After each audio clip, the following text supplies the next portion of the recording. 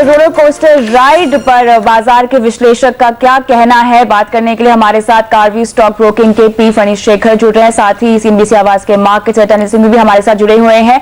फणिशेखर जी, स्वागत है आपका।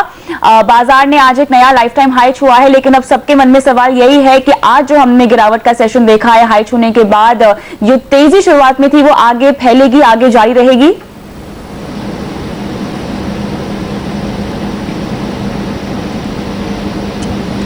फणिशेखर जी, आपको मेरी आवाज आ रही है? जी जी जी, आप अपना सवाल दोहराएंगी? जी, मेरा सवाल यही है कि अब किस तरह का मोमेंटम आपको लगता है कि बाजार में हमें देखने को मिलेगा? जो बुल रन की हम बात कर रहे हैं कि आगे कंटिन्यू करेगी?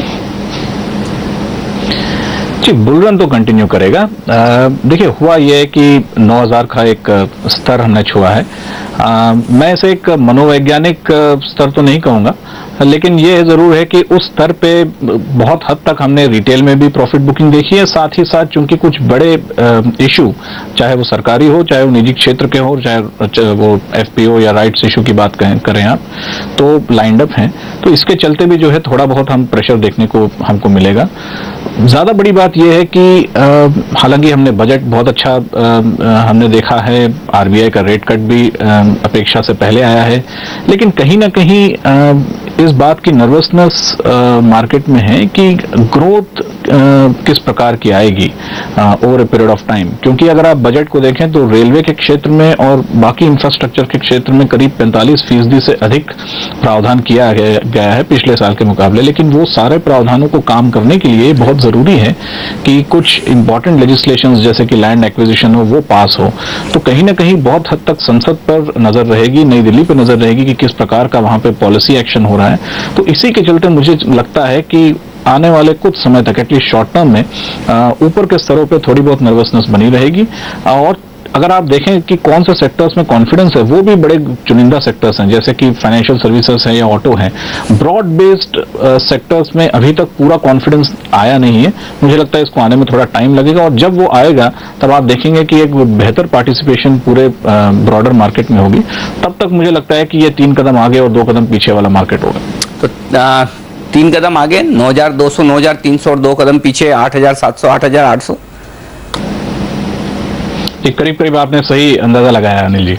तो ऐसे में फिर इस बाजार को कैसे अप्रोच किया जाए, और कब तक आपको लगता है कि यही ट्रेडिंग रेंज के बीच में वक्त बिताना पड़ेगा? और इसी के साथ और जोड़ दूं कि अगर ब्रेक होना है फिर किसी भी तरफ, तो उसके ट्रिगर्स क्या होंगे? हाँ, तो मैं दूसरे सवाल का जवाब पहले दूंगा क्योंकि वो ज्यादा आसान है।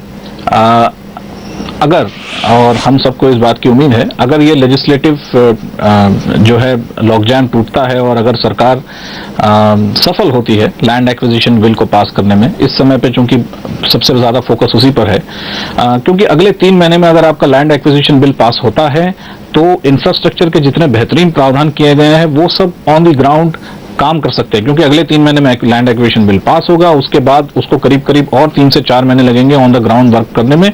फिर जो सेकंड हाफ है अगले 6 महीने में वहां कुछ काम हो सकता है। तो नेक्स्ट 3 मंथ्स में आप देखेंगे कि अगर ये पास होता है तो ये ऊपर की तरफ ब्रेकआउट करेगा, और अगर किसी कारणवश अगर ये मानसून सत्र तक टल जाता है तो मुझे लगता है कि मार्केट शायद इसी रेंज में रहे। मुझे लगता नहीं है कि मार्केट मीनिंगफुल यहां से करेक्ट करेगा, for the simple reason that अगर मान लीजिए कि वर्स्ट केस सिनारियो में स्टेटस को भी चलता है तो भी भारतीय इकोनॉमी जो है करीब 7-7.5% के आसपास चलेगी, विच विल बी नंबर 1 या नंबर 2 ग्रोथ रेट होगी दुनिया की। और चूंकि बाकी दुनिया में निवेश के मौके नहीं है, तो आप कंटिन्यूअसली पाएंगे कि विदेशी निवेशक एटलीस्ट भारतीय बाजारों की तरफ जो है काफी बिनाइन रूप से देखेंगे, और कहीं ना कहीं हमारे पास जो है रेट्स कम करने का भी हमारे पास भरपूर मौका है। तो इसके चलते जो है वर्स्ट केस सिनारियो में अगर स्टेटस को बरकरार रहता है तो भी मुझे लगता है कि इन स्तरों को हम मेंटेन कर सकते हैं। लेकिन ऊपर की तरफ अगर आपने ब्रेकआउट करना है तो बहुत जरूरी है कि हम लेजिस्लेशंस में कामयाब हो। यानी कि अब जो नए ट्रिगर्स आते हुए दिखेंगे वो शायद पार्लियामेंट की तरफ से हो, अहम बिल पास होते हैं। यानी आज भी इंश्योरेंस बिल पर चर्चा चल रही, तो देखना होगा वहां पर किस तरह के डेवलपमेंट होते हैं। लेकिन फनी, जिस तरह से आप कह रहे हैं कि कुछ वक्त हमें इस रेंज में बिताना पड़ेगा, और जनरली मार्केट अगर अच्छे ऊपर के लेवल्स पर थोड़ा कंसोलिडेट करने की कोशिश करता है, तो फिर एक्शन क्या ये समझना चाहिए कि दिग्गजों के बजाय मिड कैप और स्मॉल कैप शेयरों पर शिफ्ट होता हुआ दिखेगा, वहां पर ज्यादा मौके होंगे ट्रेडर्स और इन्वेस्टर्स के लिए? क्या छोटे छोटे सेक्टर्स पर अब फोकस करना चाहिए? देखिए, मुझे लगता है कि अगर बड़ी तेजी आएगी तो सबसे पहले हाई बीटा जैसे इंफ्रास्ट्रक्चर या फिर उसके बाद फाइनेंशियल सर्विसेज में आएगी।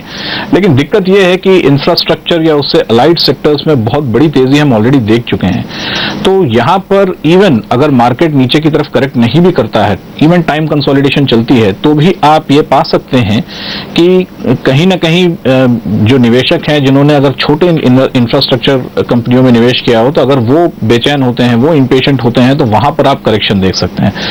तो आपको जो है निवेश एटलीस्ट पहले मौके पे आपको जो है बड़ी इंफ्रास्ट्रक्चर कंपनियों में निवेश करना चाहिए। बड़ी जो हाई बीटा अगर आप रियल एस्टेट में करना चाहें तो बड़ी कंपनियों में करें, और उसके बाद जब आप देखें कि फर्मली जो है इकोनॉमी के अंदर जो है जितने at least near to medium term में रोड ब्लॉक्स थे वो निकल गए हैं, उस समय पे आप अपनी निगाह जो है मझले और छोटी कंपनियों पे डालें। ये एक टिपिकल तरीका है इस प्रकार के मार्केट्स को डील करने का, तो इन्वेस्टर्स को वही टाइम टेस्टेड तरीका अपनाना चाहिए। बिल्कुल, तो यहाँ पे स्टॉक स्पेसिफिक अप्रोच आपकी होनी चाहिए, साथ ही घरेलू फ्रंट पर जो क्यूज निकल कर आएंगे उससे बाजार को एक निर्धारित दिशा मिलेगी। बहुत बहुत शुक्रिया आप दोनों का इस चर्चा में शामिल होने के लिए। और आरबीआई गवर्नर रघुराम राजन